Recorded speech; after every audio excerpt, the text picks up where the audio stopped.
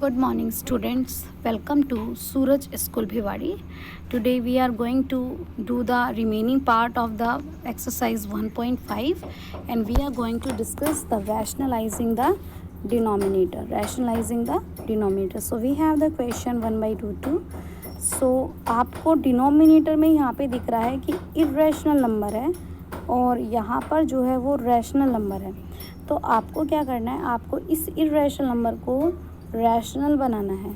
तो आप क्या करेंगे, आप न्यूमरेटर और डिनोमिनेटर को दोनों को सेम नंबर से मल्टीप्लाई करोगे. जब सेम नंबर से मल्टीप्लाई किया तो नेट तो हमने कुछ भी नहीं किया.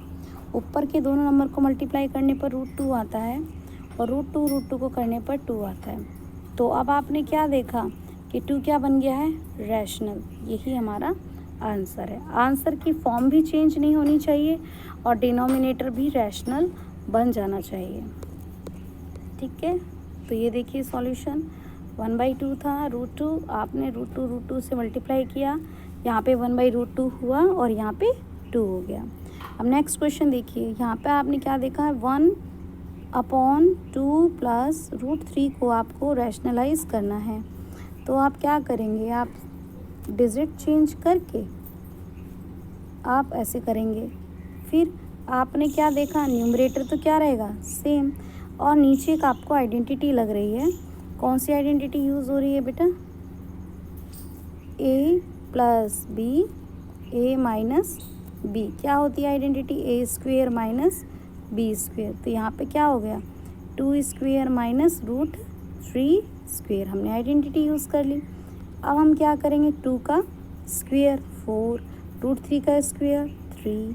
तो क्या आया आंसर, 2 - √3/1 हो गया. अब आपने क्या देखा, डिनोमिनेटर में क्या आ गया, 1. यही तो करना था कि आपको डिनोमिनेटर क्या बनाना है, रैशनलाइजेशन. अगर क्वेश्चन में यहाँ पर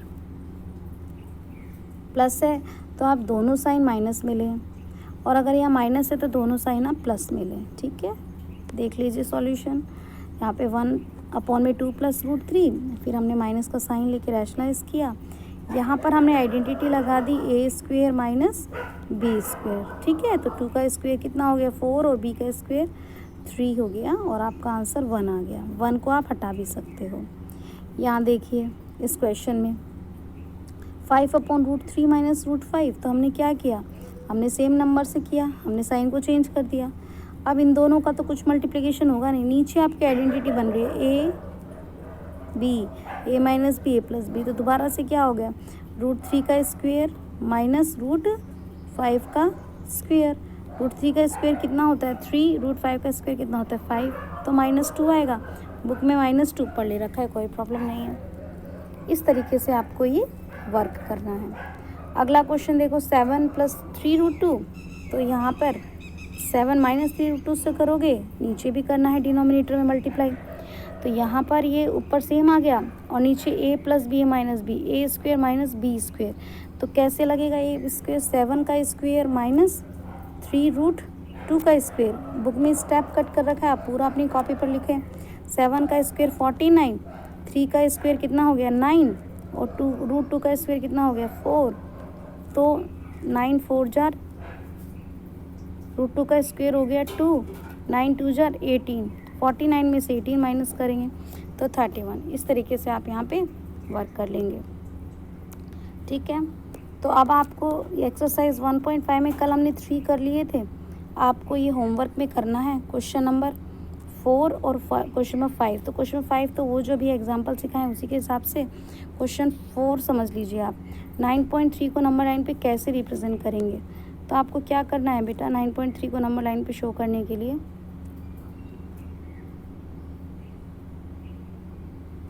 आप क्या करोगे, आप ऐसे यहाँ पे 9.3 आप यहाँ पे लोगे 0, और यहाँ पे 9.3 आप अपने